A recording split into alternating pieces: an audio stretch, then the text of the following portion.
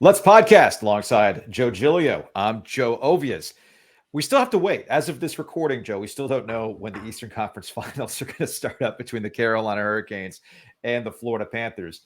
You're the gambling man. I need one quick over-under in mistakes made by a national outlet that combines the Carolina Hurricanes and the Florida Panthers, and we get one Carolina Panthers logo in a story. Oh, mentions you mean? Over A mention, 4.5. a logo that's put like you see the Panthers logo against the Hurricanes or vice versa. There's or that the Hurricanes are playing in Charlotte as opposed to Raleigh. I mean, this is just ripe for mistakes. You think I have a hard time with Sam's, right? I mean, how many times have I screwed up guys named Sam? Well, yeah, it's going to happen with this. Reasons for that, right? Oh, I guess there are. Regardless, hey, I'll tell you this though, Joe. The Canes are now officially the betting favorite to win the Stanley Cup. Did you think we would ever get there? I never thought we'd get there, honestly. Never thought. Here we are. Yeah, well, a couple things about this Eastern Conference Finals matchup, because I think it ties two things perfectly. Something that you and I have been talking about, going all the way back to the NCAA tournament, and it seems to be playing out for the Carolina Hurricanes. And I feel like we have to add a little bit more context to what we mean when we talk about bracket luck, right? I also think, given the 25th anniversary of the Carolina Hurricanes, this is the most appropriate Eastern Conference Finals matchup you could have. All right. I mean, everything's been about bringing old players back. You had the Cam Ward Hall of Fame induction. You had the whole weekend around the Stadium Series. Trip Tracy and the crew have been doing a wonderful job highlighting all these moments over the last 25 years. The last series against the Devils allowed us to kind of revisit all those other series against the Devils in crucial playoff moments, whether it was 02, 06, 09, right?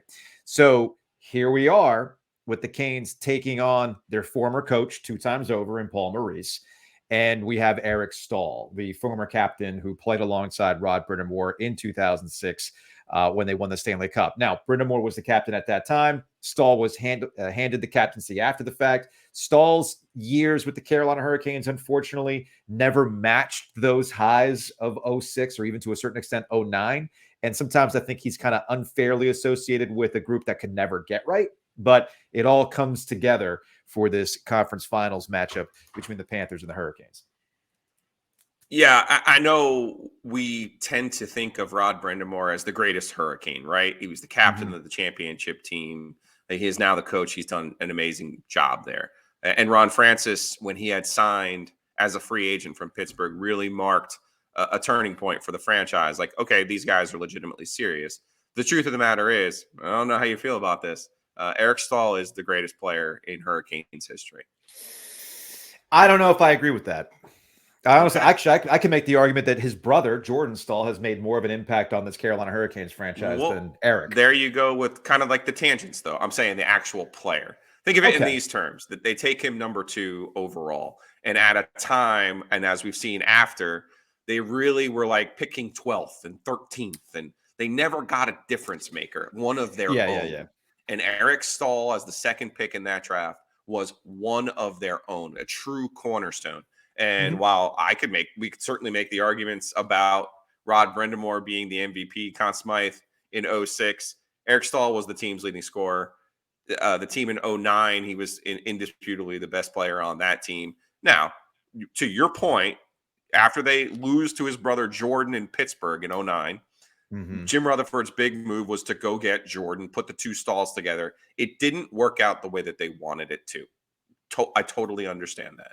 Yeah. But in my opinion, the only way to get a true fastball like that, and the Canes saw this recently at the beginning of Brind'Amour's tenure when they got Svechnikov at the top of the draft. The only way to get one of those fastballs, or hammers as I like to call them, is to get pick in the top 3. Staal, they hit on and delivered, obviously, fairly immediately, winning the Cup in his second full year in the NHL. So for me and my money, actual best player, not all the other stuff, is Eric Staal. You want to start adding all of the other stuff, I say, yes, I agree with you about Jordan. And then obviously it's indisputable what Rod has done for this franchise. But I do wonder with Rod if we aren't, grading him on a curve based on what he's done as a coach as well. See, I don't know about. I mean, I see why you would feel that way, given what's happening with the change in the culture with him as the coach and having now gone to 2 Eastern Conference Finals in this short amount of time that he's been the head coach. And I can't disagree with you based on overall skill and who the best quote unquote player was on the ice. Yeah, Eric Staal certainly is that. But what do we know about sports? What do we know about hockey more than anything else? Character matters. Culture around you as a captain matters. Stepping up when things aren't great matters. And the one knock on Eric Staal during that time is that he kind of shrunk from those moments. Okay. And this is when I was more around the team than I was more recently. Right. And I mean, I remember having a conversation with somebody in the organization long ago when they weren't good, missing in the playoffs and everything else. And look, I mean, he's kind of, you can say it's unfair, fair, exact, but when you're the captain, you know, you're going to kind of get some shots thrown at you during that time. And there was this lament that it's like, oh man, you know, like I'm kind of getting beat up, whatever. And I remember pointing out to this person in the Canes, I mean, it could be worse. He could be in Toronto where they'd really be roasting him. I mean, we're actually kind of nice and cordial around here, right? And he actually had a taste of what life was like in Montreal. I mean, if you want to talk about people who get really worked up if you're not good, he had his cup of coffee in Montreal. So my point is with Staal, I can't take anything away from his actual skill. I cannot take anything away from his actual game. But when you think of great Hurricanes, when you think of what embodies the success of the Carolina Hurricanes, there's 2 players that ultimately come to mind. There was Rod Brind'Amour as the captain in 2006 that kind of took on his personality. And he was not the vocal leader. He was a lead by example sort of leader. And then what you have with Jordan Staal. And I'm not trying to be revisionist about this because you can easily go back into the archives and go back to a show that Adam Gold and I did when they made the trade for Jordan Staal. I mean, I remember that show vividly where both Adam and I were like, man, you kind of overpaid to get the Staal brother. And I remember at that time, Jim Rutherford, the general manager, was a little bit of he was kind of like a hopeless romantic with his roster. He loved his players. He would get fixated on certain things. I used to joke during the Jim Rutherford era that no team is earth conscious quite like the Carolina Hurricanes because they recycle, baby. They were bringing guys back all the time, right down to Paul Maurice when they brought him back after they fired Peter Laviolette. And you got to remember that was panned when they brought him back. I mean, the jokes were flying.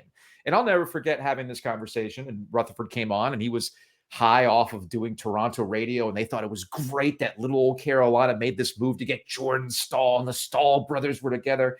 And Adam and I just kind of objectively brought up, hey, man, did you give up too much for this? And Rutherford was so mad after that conversation that he called Gold during the break. Like, actually, we couldn't even get to the break. We hung up with Rutherford. He called Gold before we even got to the break, and it went to voicemail. And he's like, oh, you didn't think that was good? But fine. Tell you what, I'm not going to talk to you. And sure enough, Rutherford did not show up on the show for about a year. It wasn't until Gold showed up for like a trade deadline day. And I remember the audio too. It was like Rutherford sees Gold walks in and Rutherford's like, oh, what a surprise. What a pleasure. Adam Gold is here. So again, it wasn't always sunshine and roses around the Carolina Hurricanes during that time. And some of those moves were questioned. But through the passage of time, you get a better sense of what these players were for the team. And that's ultimately my point with somebody like Jordan Staal or what Rod Brind'Amour has done. It's also interesting, Joe. We love counting stats in certain sports, right? Yeah. Baseball, number 1, ding, ding, ding, ding. Eric Staal is the leading scorer in the history of the franchise. You know, that usually starts and ends most conversations. But to your point, when you've been around as long as we have, you can add some context to those numbers. I for one, you know, I'm interested to see this series in the sense that sometimes, and this will transition us to bracket luck, you think about, well, you know, Boston, best regular season in history. That's cool. Don't have to beat them. And then you look, maybe even peak on the other side, right? And you go, well, the Avs, you know, the Avs and the Oilers kind of do what the Canes do, just better with better high-end talent. Hey, they're gone too, you know? You mentioned bracket now but you make the mistake, though, of sometimes looking at a team like Florida and going, oh, 8 seed, 92 points, fewest points. Who do they have? You know, they made over their roster. Bobrovsky is, you know what, 6 years past his sell-by date. You know, you look at it and you go, cool, we got this, right? And I think as a fan, we have that mentality, right? Yeah. But I think the players need to guard against that, because in my opinion, the way that Florida is playing right now, and don't forget, they won the President's Trophy last year, and we saw Tampa do this not that long ago, lose in the first round, come back the very next year and win the Cup. You know, the Canes have to be on their P's and Q's with this Florida team, because the way Tkachuk is playing and Verhaeghe's playing and Bobrovsky's playing, that's the old formula, man. Your best players have to be your best players, and their goalie is spitting hot fire right now. Two things I wanted to focus on here before we move on. There's bracket luck, but there's also the underdog mentality that you cannot take away from the Florida Panthers and what Paul Maurice is about. This ties back to the Carolina Hurricanes and Maurice's time with the Hurricanes. The Hurricanes were never viewed as a marquee name. We're still dealing with that now. But you got to remember in 2002, that was unexpected. Okay. And they almost pulled it off against Detroit. Maurice is in that mentality. Then 2009, remember that team was floundering under Laviolette. He comes in. I forgot the little nickname that he would use in 2009 when they went to the Eastern Conference Finals. But again, that team was not supposed to be there, and they fed off of that. And here we are again where, Maurice's stature in the coaching ranks has improved over time because he is a great coach. But you can see the DNA of previous Canes teams, and nobody expected us to be here with this particular Florida Panthers group, right? And you knock off a historic Boston team. And this gets back to something you've been talking about. The second round vibes are always different, right? They're coming off the high of beating the number 1 seed. Toronto's celebrating winning a series for the first time in ages. And clearly the Panthers fed off of that, and they could not muster anything but one win. So that's why when we get to the conference finals, I do think that the Carolina Hurricanes can taste it. And that's why I think they're going to ultimately win the series, because it gets back to the bracket luck. You did a shot of Joe to go about this. And I think there's some misunderstanding as to what we talk about with bracket luck. Nobody's saying that the Hurricanes you need bracket luck. It's just whether or not you take advantage of said bracket luck. And that's what we've been saying the last couple of days. Yeah, particularly, we have not talked about the Hurricanes' injuries for a round now, right? Because of the way that they played against New Jersey. And you got to remember, the Canes are not at full strength. I do not think the Canes would have beaten Boston or the Rangers. I do not. Okay. I'll just straight up say it. And when those teams are out of the way, now all of a sudden it becomes who's in front of you. You don't have to beat teams that aren't in front of you. You do still have to take advantage of those opportunities. Florida is an opportunity for them. You know, the danger to me is looking ahead or thinking somehow that, oh, Florida, how'd they get here? Right. Yeah. Rod Brindamore is a process guy, and I'm eager to talk to Rod, because we all associate with Rod the tutelage from Peter Laviolette. You know, the DNA is the exact same there of it's about the process, not the result, and right down to the systems that they play. But Rod did play for Paul Maurice, who we've talked to Eric Cole about. If you missed that, check that out on our YouTube page, of course. And Eric said Mo was straightforward. Mo was honest. And we know that Rod is the same way. Rod actually has a little bit more polish than Mo, though. Yes. I mean, Mo is one of my all-time favorites. But man, if you got on the wrong side of Mo, you were on the wrong side for you. You're talking about Rutherford holding a grudge. Woo! Woo! Goodness. What's up next? What's up next? Let's do a little housekeeping here. First off, shout out to my friends Aaron and Anna over at Sound Off. They're helping with the graphics, so you'll see that on the YouTube. And also shout out to the News and Observer, who we have partnered with, Joe. Time is a flat circle, Joe. You worked at the News and Observer for 24 years. Now we're partnering with the News and Observer to get our content out there. Yeah, I'm really excited about this move for us in the sense that you love to say bootstraps energy, and I'm always tweaking you a little bit. Like, can't we make this look just a little bit better? Like, can't we put a little bit of effort in one or two things? And you're like, no, it's about the content. And I ultimately, in our 3 years together, I agree with you. It is about the content, but this move allows us to work with the News and Observer and their talented people. Obviously, Ethan Hyman, Robert Willett, they're outstanding photographers, Scott Sharp, Kevin Keister, you name it. and you'll see some different things that we do with them. And then, of course, they're writers. We'll do some work with them on this and some other different projects that we'll do. Luke DeCock, Andrew Carter, Brooke Kane, Josh Schaefer. These are all people and Steve Wiseman. These are all people that I'm looking forward to talking to and kind of sharing some different content and some different ideas on a platform, that gives us better exposure. Yeah, no, it should be a lot of fun. And as I told Brooke, I've always had a good relationship with the News and Observer, even though we were working for competing organizations for a very long time, at least throughout my entire career. But obviously, colleagues have turned into friends like you and Luke and Andrew. And, I go all the way back to your mentor, Colton Tudor, who was always incredibly nice to me when I was first starting out. So, again, it's one of those time is a flat circle type situations. And I'm looking forward to working with the News and Observer going forward, just like I'm looking forward to working with the Raleigh Times as well. We got how many entries do we have for this Sunday ticket thing, man? We're at a pretty considerable amount right now. Yeah, we're over 300. So today Awesome. We will draw our first entrant. We'll have that on our YouTube short today. Speaking of the Raleigh Times, they have every Tuesday beer and banjos at the Raleigh Times. That's 6:30. It's local bluegrass talent. It's a nice little music showcase. Check them out. It's upstairs at the Times, downtown Raleigh off of Fayetteville Street there. So go please check them out, RaleighTimesBar.com. Another thing that we'll be able to do on this podcast, the last bit of housekeeping, is, we've got a lot of people who are signing on to be part of that Bang Bang Joe gang. Raleigh Times is part of that, as we know, Mosquito Authority, and it allows us to have conversations with guys like Jim Roberts, who's part of an entrepreneurial group in Wilmington. Here's a bit of that conversation. Cool thing about this podcast project is that we get to connect with really cool people, and that includes Jim Roberts, founder, Network for Entrepreneurs in Wilmington. Now, Jim, I'll be honest, I think Wilmington, I think beach, and I think great breweries, but there's a heck of a lot more going on in Wilmington these days. So what we have going on is we've started an entrepreneur support organization 8 years ago called the Network for Entrepreneurs in Wilmington.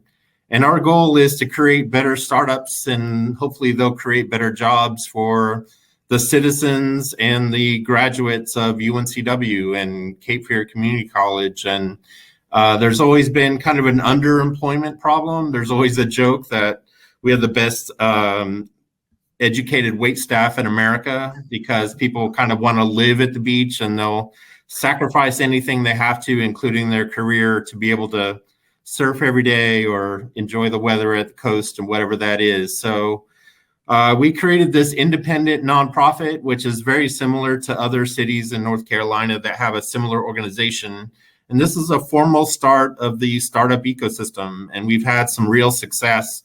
We had 3 companies that had a big, what we call a successful exit, including Encino, which most people are aware of, kind of fintech software. Untapped is a company that you, Joe, as a beer drinker, have used before. And another company called Player Space, which was a way to register your kids for YMCA sports leagues. And those 3 companies had a big exit, and we're trying to grow on that success. And recently, just last year, we were named the #1 startup ecosystem in the country for cities under 300,000 people. Now, you're probably wondering how we've done that, and that is we don't have the same competition that Raleigh has. We actually have the largest monthly attendance of any startup event in the whole state of North Carolina. We take over Ironclad Brewery, and our last event had 185 people. And the month before that, 165 people. So we get really big audiences, and it's not just because of the beer, but the quality of the topics that we have at our events. How can people get in contact with you? Sure. Our website is newilm.com.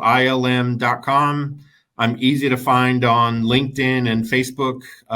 So would love to hear from people who are native to Wilmington, who have moved away for career opportunities, or UNCW graduates who thought they had to move away. And we're just kind of doing a homecoming campaign to say, if you ever wanted to return to the beach, we have the jobs available for you. Thanks, Jim. Appreciate it. Thank you very much. So again, big thanks to Jim for joining us. We're moving on. ACC meetings are this week in Amelia Island. They actually get going today, Joe. And I feel like Florida State wants to move on the way they've been talking as of late. Their new athletic director, Mike Alford, has been there 2 years. The way that dude's talking, he's getting chesty. He's getting chesty with it. He wants his money, Joe, and that's going to be the hot topic at ACC meetings. Unequal revenue share being the hot topic. I know North Carolina wants it. We've talked to AD Bubba Cunningham about that. But he's been a little bit more behind the scenes with it. Florida State's been out front. They want the financials to change because they feel they're a big dog in this conference. Yeah, something's going to have to change with Florida State and Clemson. You and I have talked before about how I think it's fair to say, and when we're not wearing a tinfoil hat when we say this as NC State grads, that North Carolina and Duke have pretty much run the ACC from the jump. And Yes. there has been a seismic shift in power, not just because John Swofford is no longer the commissioner, which was slightly overblown when it came to his Carolina connections, but also because of a turnover in the balance of power, right? And also what matters to the league. The league forever was a basketball league. Well, the truth of the matter is now in college sports, you better have your football right. The ACC has improved its football. It has. That is fair to say. But some of these schools, Florida State and Clemson, on the top of that list, would like for their revenue to change. Now, where and how do you do that? You and I have discussed that the real move here for the ACC is to start paying the players, is to cut them into the media rights. And I don't see a shift towards that. I read the Athletic article this week about a group of 5 coaches basically saying how about tampering and how bigger the Power 5 schools are basically poaching their rosters. The Eastern Michigans, the Akrons, the Macs, even the AACs of the world are like, what the heck are we supposed to do? We're becoming a feeder system. And I read that article thinking to myself, hey guys, all you got to do is take our idea. Now, their media rights isn't as great as what the ACC has, but obviously the ACC is so far behind the Big Ten, so far behind the SEC, that Florida State, short of joining the Big Ten, because I got news for you, Joe and AD at Florida State, the SEC doesn't want you. Florida doesn't want you. Okay. They do not want you in your league. Let's get to you that. better go. You better get nice to whoever's going to be running the Big Ten. You got to the heart of the issue. And at some point, Jim Phillips or another AD is going to have to pull Mike Alford aside and be like, buddy, you're stuck until the grant of rights runs out, and then you're going to be scrambling with everybody else. So let's circle back on what Mike Alford said. He did an interview with War Chant and doubled down on something they had talked about 3 months ago. Remember that Board of Trustees meeting where they talked about financials and everything else? And he was asked questions about the grant of rights, and we had to kind of put the hammer down on, buddy, I don't think you understand how the grant of rights works, which is weird considering you're in charge. But this is the quote. There's so many choice quotes, but this is the first one from Alford to War Chant. Quote, I make no bones about it that we're the top brand in the conference. And when you look at how they measure media contracts with households, viewership, and championships, we're driving that viewership for our conference at a high rate. That is a bold statement for a program that hasn't won the Atlantic Division since 2014 and then saw the bottom fall out in the Jimbo Fisher era. And they finally seem like they've got something going with Mike Norvell, but who knows if last year wasn't fool's gold. Again, they had a really great season. They won 10 games, but they did not take advantage of a down Clemson year that Clemson took their corners back last year. So when you say that you're the top, no, you're not. You are absolutely not right now, and you haven't been for almost 10 years. And then here's the quote that really makes me mad, and I might actually curse for the first time on the podcast. Alford said, quote, I've made it abundantly clear that there's a $30 million gap with the SEC, essentially what he's saying, that's starting next season. And that can't go on for years because then you just can't catch up. Buddy, I got news for you. You're never catching up. We talked about this with Bubba Cunningham, the AD at North Carolina, a few months ago, Joe. And remember, I kind of pushed back because he's for this. And I'm thinking to myself, how much more money do you think you're going to get in unequal revenue share? 3 million, 4 million, 5 at best? Is that 5 million really going to close the gap with the SEC? No. Which then gets me to my ADs in other schools looking at Mike Alford going, all right, like call the bluff. I'm looking for an AD to call bullshit on Mike Alford and the way that he's talking. What are you going to do? Where are you going to go? What's your leverage? You're going to test the grant of rights? Well, that goes until 2036. You got a group of schools that's willing to test it with you. Because remember, we talked to a lawyer about this. You would need like at least a third of the schools to truly challenge the grant of rights. You got those numbers? You don't. Yeah. And what promises can you make? Oh, okay, we got what we wanted. Are you still going to try to have backdoor channel conversations with the SEC? Of course you are. Look at what Texas and Oklahoma did. Texas got everything they wanted. Still couldn't win in the Big 12. Didn't participate in the college football championships, despite the fact all of the money they were making. And they still left for the SEC, and they never talked out loud about it. And that gets to your point, Joe. FSU's talking way too much out loud to be a school that truly feels like they've got some sort of interest from another conference. You don't talk like that if you actually are making moves behind the scene. It's clout chasing. That's all Alford's doing. He is clout chasing for his constituents, and they get on Twitter and they argue with other ACC fans. It's the dumbest thing, and I want people to call them out on it. Yeah, if you're sitting on a monster, if you have a secret deal with the Big Ten, and to be clear, that would be their path, would be for the Big Ten to which is now in California. Let's not put it past them to go into Florida. I'd say no SEC because Florida, Alabama, and Georgia would have no interest in propping up another monster, right? Like, think of it that way. The SEC thinks so little of Texas and Oklahoma. Texas, the richest school in the country, in the best recruiting spot in the country. They think so little of them that they've added them. Think about that. Think about that. Okay? It's it hurts your brain a little bit. It kind of does. When you start thinking about it. Now, yes.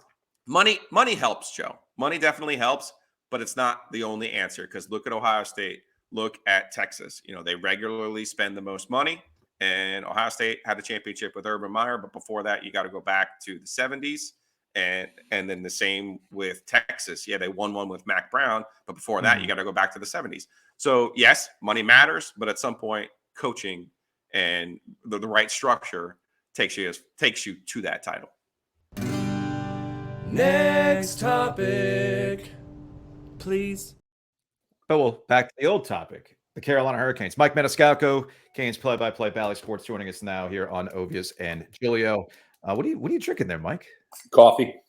Oh, you're not going brown liquor like I did at 8:42 in the first podcast episode? I could if you want me to. I mean, why not? It's a podcast. We don't have to worry about FCC rules anymore, man.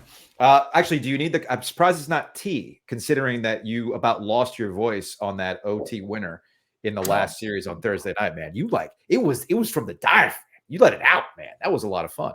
When you get an OT winner, it's got to come from the soul. That's what I believe. So I'm fortunate, honestly. In my brief run, I've had 5 OT winners in the playoffs that I've called. Jordan Staal. In 2019, I got to take over for the radio gig because it was a simulcast. They just put off to that. And the first game I ever called was an OT winner, Jordan Staal. And then you go to the Nashville series, Jordan Staal again. And then Sebastian Aho, but we were calling it off of a monitor. So I can totally sympathize with Joe Bowen, the Toronto play-by-play voice, who was getting a little bit of heck. Not his fault when you're calling it off of a monitor and you're waiting for a replay. Yeah. You get what you can get. And then Jesper Fost with an OT winner. I think I might have more than that.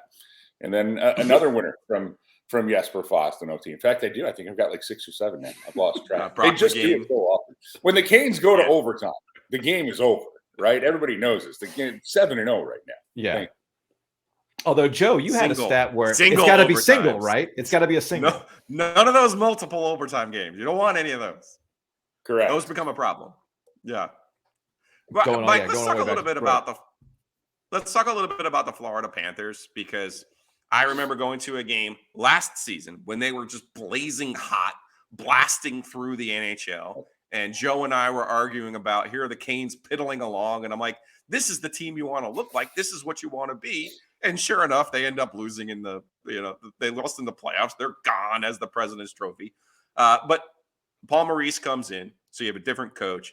And then they made a significant trade, with Huberdeau going to Calgary, Kachuk coming in, And I think it took them basically all regular season, and correct me if I'm wrong here, to figure out how to kind of reconfigure who they were. And then obviously they lost Giroux too, a guy who they made a deal. Everybody wants to make deals at the deadline. They picked up Giroux, who ends up, signing with a different team. I think he goes to Ottawa. So it's not the same team that we saw last year, and I'm still trying to wrap my brain around that. But I still think they're probably more talented than your normal 8th seed or last team into the bracket, right? No, absolutely. And I'm glad you brought up last year, Joe, because everybody is conveniently forgotten how good this team was last year. And losing Claude Giroux, who they signed, they made the trade for from Philly last year, as they tried to push their chips into the middle of the table. And again, that we could do a topic on for everybody's like, we gotta make moves at the deadline. Show me the last team that made a major move at the trade deadline, giving up a ton of assets, and it paid just off. At me, Mike. Just at me, because I was that person. It's like, they got $10 million. Put the hammer down. Let's go. Let's go get it, dude. Joe, I wanted to congratulate you on your unbelievable season coaching the Miami Dolphins. I don't want to bring up anything else that you did. I'm not here to throw shade, although evidently where I've set up for this interview, I'm in the shadiest spot of my house. I don't know how that happened. It's fine.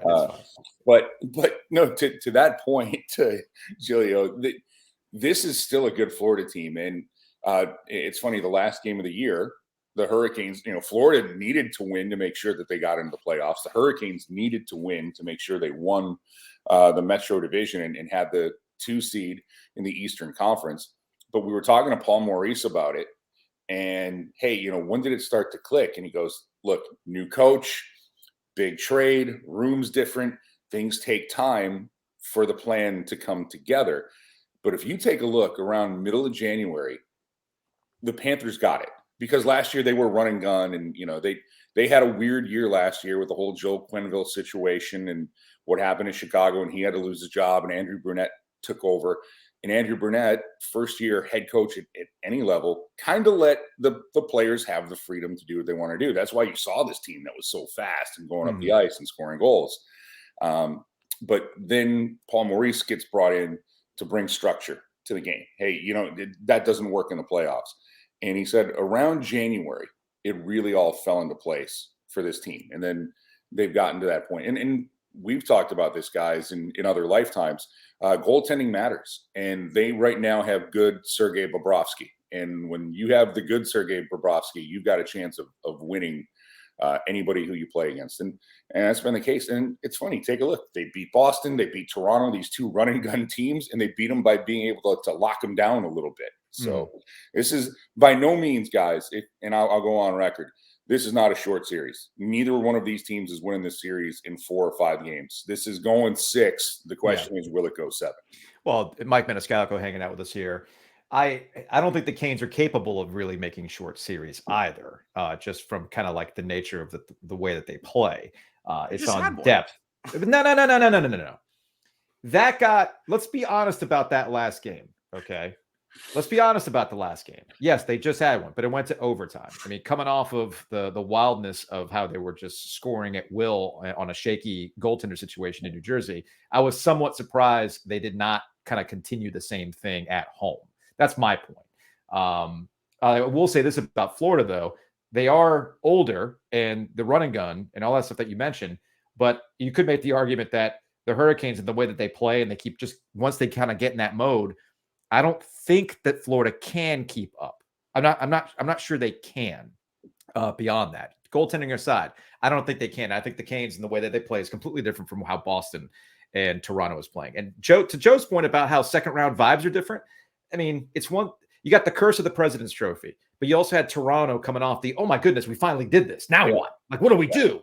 And Florida took advantage of that. I don't think that the Hurricanes are in that kind of mode. I think this is one of those 5 years of build-up, an experienced team, a veteran team that understands the opportunity that's in front of them. I'm sure when you talk to these guys, they understand the opportunity that's in front of them, and I don't see Rod Brind'Amour letting that room let go of that fact. No, and the room won't let go of that fact either. No. And I think that's part of it. I don't know where you guys side on, the process in pro sports, and after what happened to 76ers, maybe not the 76ers. Yeah, maybe I shouldn't say that, but I do think that there is at some point when you have a young core of players who go through what the Canes have done, not what Toronto has done, where it's first round and out, but 2019, they go to the conference final. This is, again, the only team in the NHL the last 5 years to win a postseason series. I have to say that because the NHL doesn't want us to call what the first round of the bubble playoff games, but whatever it was. They're playoff stats, but they weren't playoff games.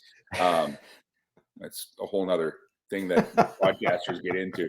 But they're the only team to have won a series 5 consecutive years. The only team to do that. But there's points to it. You beat Nashville, you go to the second round, then you play the 2-time champion Tampa Bay Lightning, and you see how they play, and you're like, oh, that's different. When they played Boston, oh, that's different. And you file those things in the memory banks. And now this group with the pieces they have, and I'm not talking about Jordan Staal or even Brent Burns. This is Sebastian Aho, Jacob Slavin, Brett Pesce, those guys who they've built around. Marty Necas to a degree. Those guys who have come through the system, who kind of won in either the minors or have gone through this process, they now look and go, okay, this is what it takes. Jersey looks like them a few years ago. That's one of the comparisons that I always got. I'm like, oh, Jersey's not as tight defensively, but I get what people are talking about, a young group that's got to go through it. Well, this is the wiser group now, and we'll see how that plays out. The one thing, though, this Florida team, when you got a guy like Alexander Barkov, and then you've got Matthew Tkachuk up front, and then they have these other pieces, it's going to be tough. But I just think, again, the Canes are not going to go, oh, well, we're in the conference finals. Yay, let's, crack out the champagne. Right. No. The goal is to get past this point.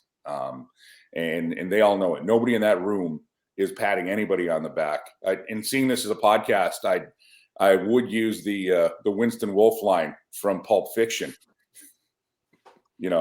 When they got the cars clean, let's not. Yeah. Yes. Just Simmons yet. likes to say. Just yet. I already cursed once on today's podcast. I don't want to tick off the News and Observer already. So let's chill out. So. But no, I'm putting it like that room. There is not an iota of satisfaction with what they've done. Enjoyment, yes, but no satisfaction. Speaking of pieces of the Panthers, Eric Staal is one of them. Joe and I opened this podcast, and I said, best hockey player. Let's not get any other stuff. Eric Staal is the best hockey player to play for the Carolina Hurricanes franchise. Where do you fall on that argument? If we did the vote right now, yeah, I'd have a hard time not voting him in the top 3. I think Rod Brind'Amour overall as a player.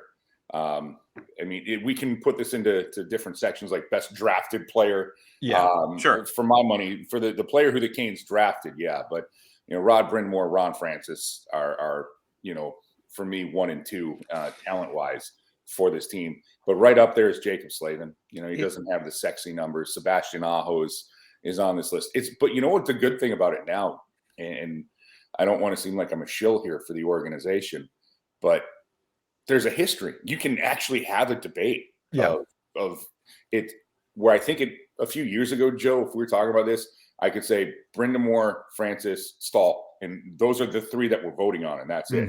Now you can add a couple more names, but this is where we get into the intangibles, though, right? Because I could make it, and to your point, you're absolutely right. It's awesome and appropriate, I think, that the Hurricanes are playing the Florida Panthers, a team that features a former coach 2 times over and a former captain who's part of a Stanley Cup run.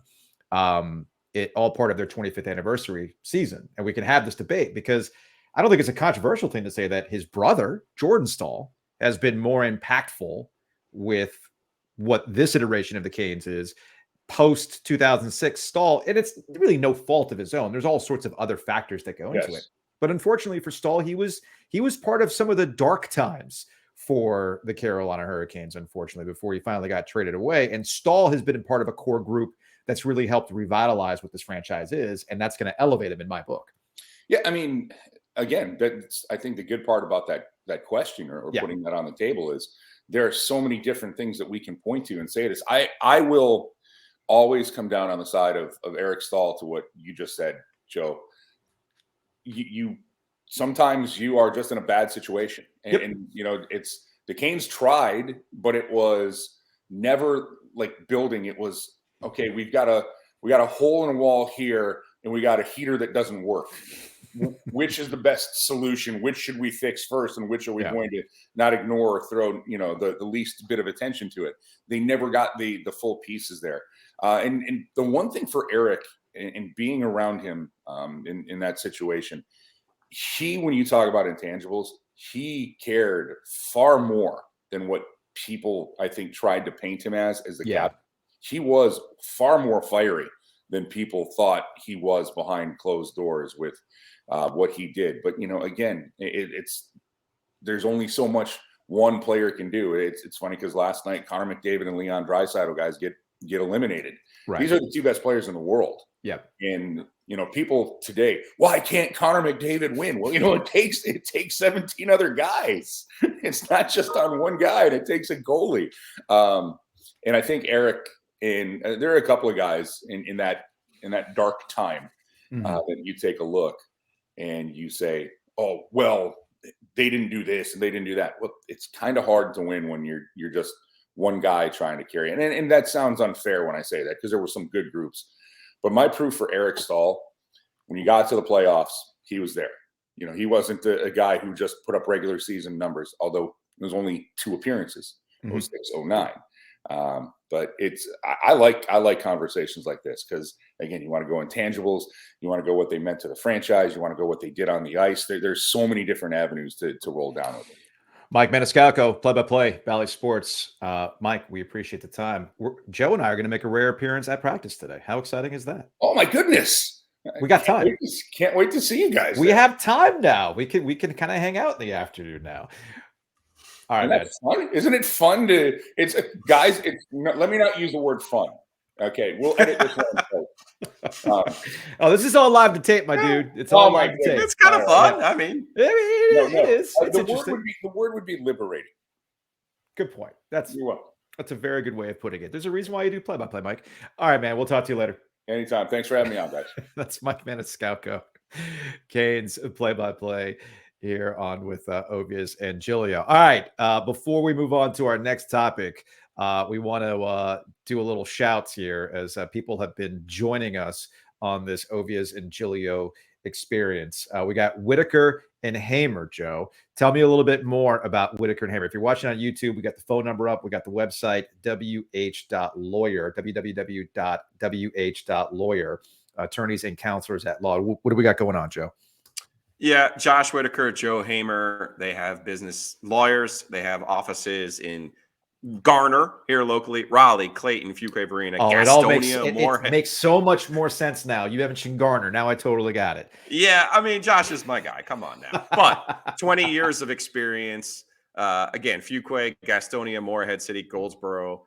If you're starting a business, you're selling a business. They do family law, divorce, custody cases, real estate, closings. If you're buying a house, again, you name it, Josh and Joe do it. They also have their own podcast, Joe.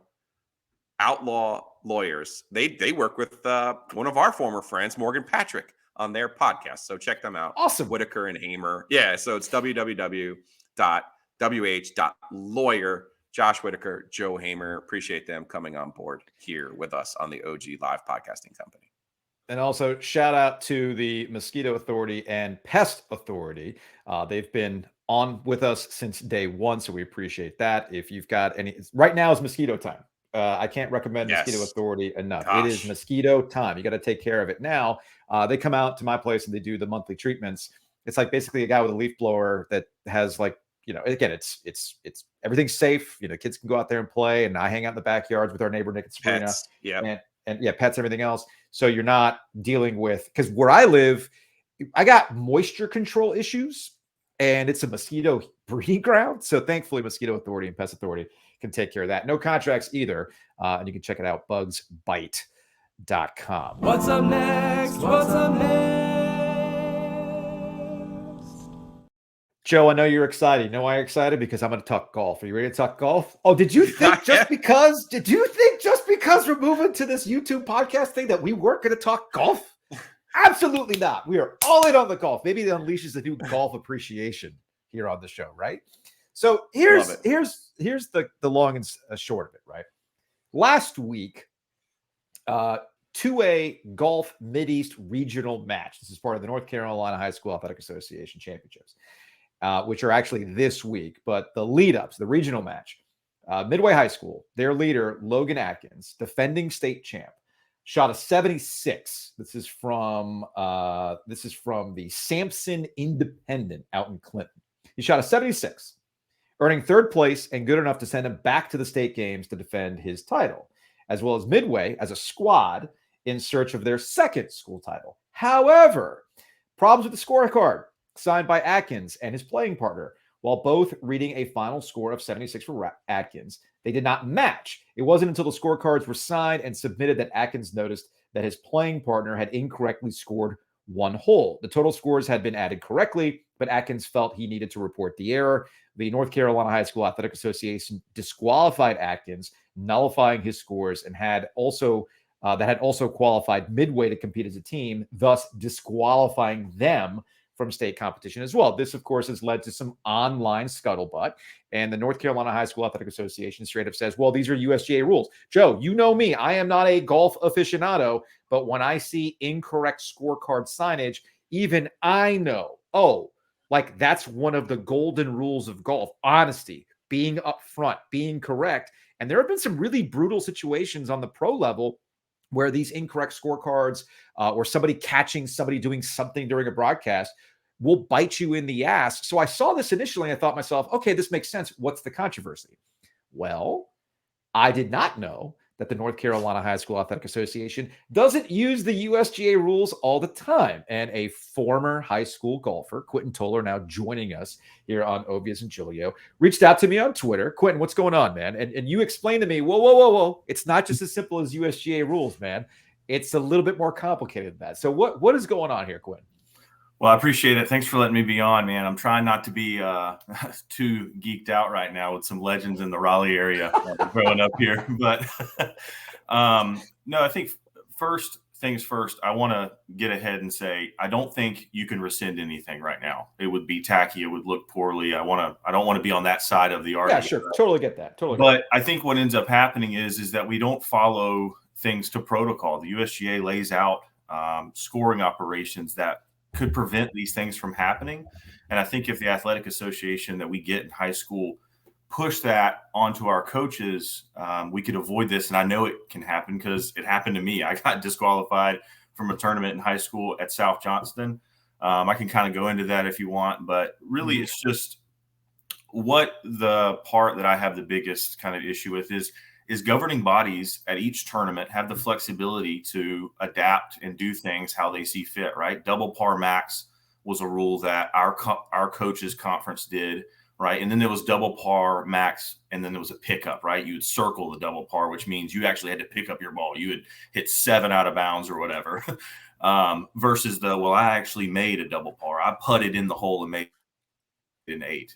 Those governing bodies, which are the coaches at each conference match and then your regional match or whatever, they have the ability to have some play there of what they choose to do. I'm not saying that we should not enforce the USGA rules. I just wish that there was a more consensus that actually followed the scoring procedure that is laid out by the USGA that would completely prevent, maybe not completely, but would prevent what I would consider to be useless disqualifications, scoring errors, math not being added right. Just verbatim from the interpretation of the rules, it lays out how you could do this. And my high school coach did it after my senior year. I got disqualified my senior year.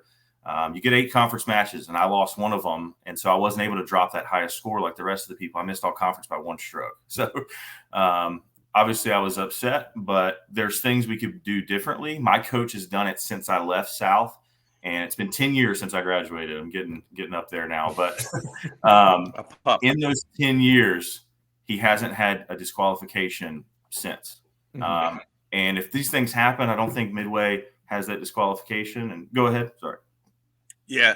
Let's start at the beginning for people who don't know. Even on the PGA Tour, you don't keep your own score. Correct. Yeah. The person you're playing with. Yeah. You keep their score, and then at the end, you look at your cards together and submit. Correct? And even on the high school level. and you're counting on them to be true. That's the whole point of golf. It's this trust and the idea of being completely truthful with what you're seeing. Although you emailed me and gave me some instances where that wasn't playing out at the high school level, and there are some like shenanigans taking place. Absolutely. There's 2 instances that stick out particular, one of which I'll talk about being my sophomore year. We were in a bunker situation. Guy across the green was in the bunker, and I couldn't confirm, but it looked like something had happened with some sand being on his backswing, moving. But I couldn't confirm it. I put it on his shoulders to call it on himself. Golfer B said nothing. He did nothing. Waited until after the scorecards were signed to then present that issue to his coach, which led to a disqualification.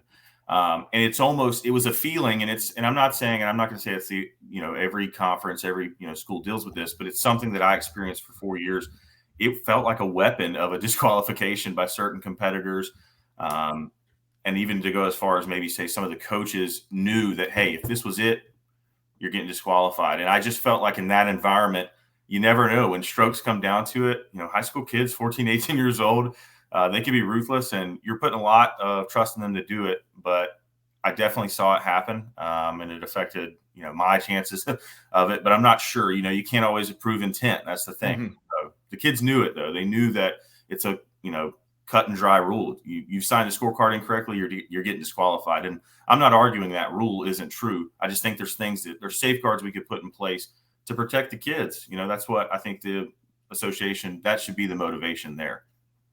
When you get to the regional or state level, is there an assigned official for each group, or how does that work? Is it the coaches kind of keeping an eye on the players? Because I know during the regular season, it is truly the honor code, and some people are confused right now, and I totally get that, because the PGA Tour is on TV. All of these events are on TV, and they keep track of the score for you in real time. But with these events, it truly is after each hole, you go to the person who's assigned to keep your score, and you're keeping their score, and you say, hey, what'd you get? Oh, par, bogey. Write it down, get to the end. Usually, I would say 95% of the time, there's no disputes. Yeah, I would say that's pretty fair to probably, obviously I don't know. And at the state tournament level, it could be different. I didn't get to experience it too much. My golf in high school was pretty mediocre, but I think when you get, for the most part, in every event I saw that I went to, state events, because one of my good buddies played in the state championship, there was no real score. You're depending on that competitor who you're competing against to do it the right way. And I could, I sympathize with the midway golfer. It's very easy to look at it and be like, oh yeah, you wrote 76 as my total, so yeah, I'll just sign it. The problem is like you said, you should really confirm your score after every hole. And there's so many different avenues you could go. I remember being a freshman and playing with like this older senior guy, and I was like, that was a bogey, right? And he was like, no, that was a par. And I'm like 14 years old, and he's like, huge. And I'm really not going to call. I didn't want to cause any issues, but I wanted to push the narrative that I didn't think he was being honest, but I was like, I'm not going to cause any drama. It didn't matter. He shot or whatever, but it does matter. And there needs to be a place for the players to discuss that. And the USGA lays that out. But the sad thing is it doesn't happen at pretty much any conference matches outside of like my coach. I know he does that now. But you don't see it. And obviously if it happened at regionals, this wouldn't happen. This DQ wouldn't have happened. Well, Quentin, I appreciate you reaching out. This is the beauty of what we can do now in this new venture, is that, hey, look, I only know so much about golf. You quickly came in and we're like, it's not quite like that. And it's proof that Twitter can lead to productive conversations. Okay. This was me making a point, getting Quentin on to be like, all right, let's get a better understanding of what's happening on the high school level. And I think a lot of people kind of need to hear this rather than getting into the high level conversations about what rules and what things apply, because at the high school level, it's clearly not the same. Quentin, appreciate it, man. Thanks for reaching out. Thanks for listening. Yeah, absolutely. Appreciate it, man. If anything comes out of this, I just want them to know, like, I don't know if you guys have kids playing golf or not, but if they lay the scoring out, right, where each golfer met with a coach or a committee member and went through the holes all together, didn't sign their cards until they confirmed it, they could do this. There's 8 coaches at every conference match, give or take. They could sit down and verify these scores, keep these kids in play, let them post scores. They only get so many. So I appreciate it. Thanks for letting me come and chat with you guys. All right, Quinn, take it easy. Move on. All right, we will move on and we'll close the show on some NBA, Joe. I feel like, look, I'll admit I've been caught up with what's going on with the Carolina Hurricanes, kind of keeping an eye on what's going on with the ACC meetings, all things that we talked about earlier today. But dabbling in the NBA playoffs, I felt like this weekend, starting with the Lakers advancing past the Golden State Warriors and culminating in last night's just choke job by the Philadelphia 76ers, that it was a weekend of schadenfreude, right? It was people dunking on LeBron haters, which here they are back to the conference finals after there have been so much hand-wringing about LeBron's place in the game, his age, Anthony Davis's health, and everything else. You know, could they make the moves to get back to the spot? Here they are. And it happened against the Golden State Warriors, and you wonder about their window and the season that could have been had it not started literally with a punch from Draymond Green. And then the process, 10 years of the process. And I feel like there's two conversations about what happened in Philadelphia. There's the stupidity of the process and it being nearly a decade of this resulting in zero. And Doc Rivers, who, speaking of 10, has now 10 consecutive losses in games that would have advanced him to the conference finals, going all the way back to his time with the Clippers. So it really was a schadenfreude type weekend in the NBA for all these results. Yeah, amazing to think about where the Lakers were just 2 months ago.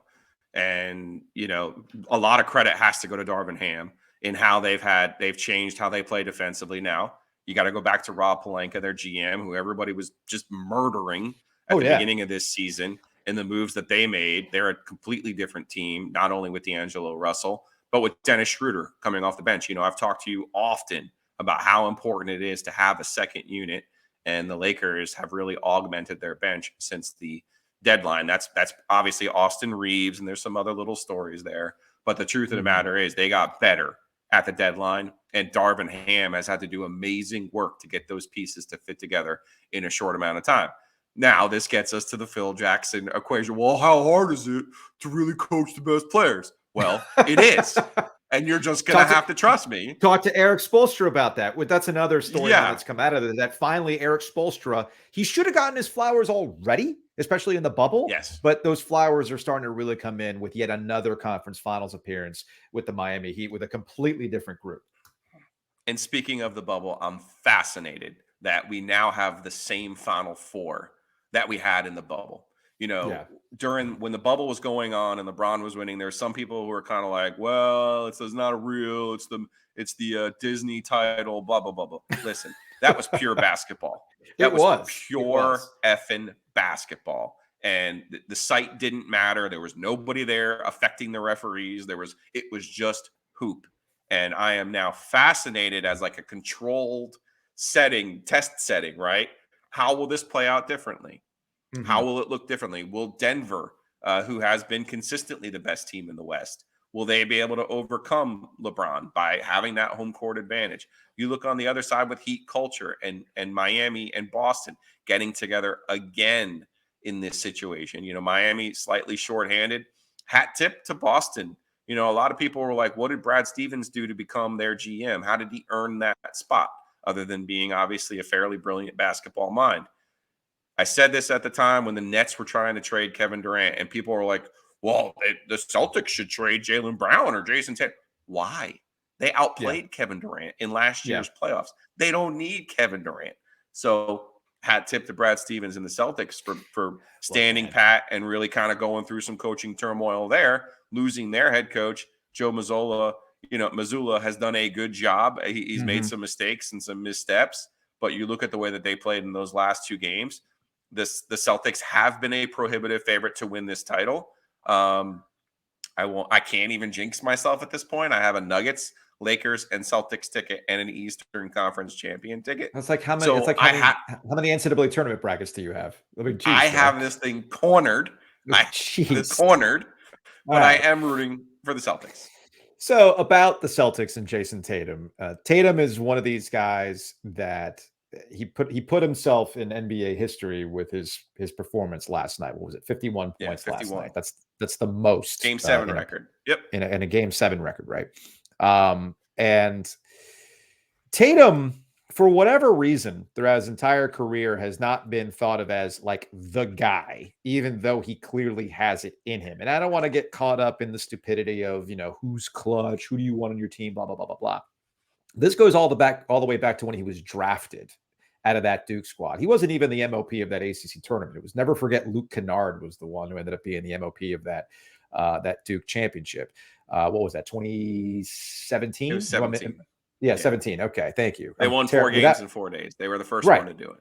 It was incredible. But Tatum was a key driver in that. And I remember at that draft, I kept making the argument that of all the players, he was the most NBA ready off that Duke squad. And it just continues to snowball from that original point going all the way back to 2017. He was the most NBA ready player. And you see how he's blossomed into these key moments. And again, he showed up when it mattered. Jimmy Butler continues to do that in the playoffs. There's playoff Jimmy, man. It's a completely different level. We see this with LeBron James, right? LeBron James still has this other gear even in his old age. You know who doesn't? Because he insists on playing a particular way? James Harden. And what happened with the Sixers. Harden can do what he does in the regular season, but you can't go hunting the way that he does. And it resulted in a technical because he was clearly looking for a foul when he let loose the ball and he got the elbow. And that kind of changed the nature of yesterday's game. And then you got Doc Rivers, who's getting dunked on as the head coach because he finds yet another way to choke up a 3-1 series lead. And this leads us to how we'll close the show. Speaking of Duke, JJ Redick, this is what I love about Twitter sometimes.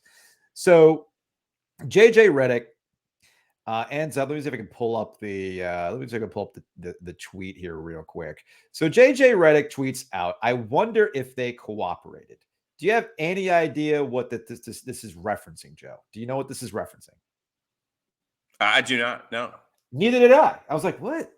What is he talking about? What is he talking about? So this gets us to the me going on Twitter and trying to understand what he's talking about. This apparently goes back to Doc Rivers going on with ESPN and talking about his old Clippers team and how that relates to this Sixers group. Here's what he had to say. You've had teams like this, right? You've had star groups before, and you've had star groups where you've gone on to win it all, and you've had star groups where you've fallen short, right? I'm looking at Boston. I'm looking at Los Angeles. What group does this one that you have right now, does it feel more similarly to one or another?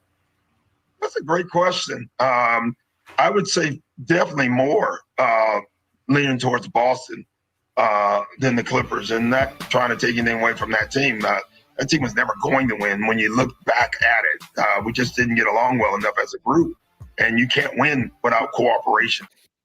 There you go. You can't win without cooperation, Joe. So JJ, how long do you think JJ had that in the drafts, man? A long time. Yes, he's been winning.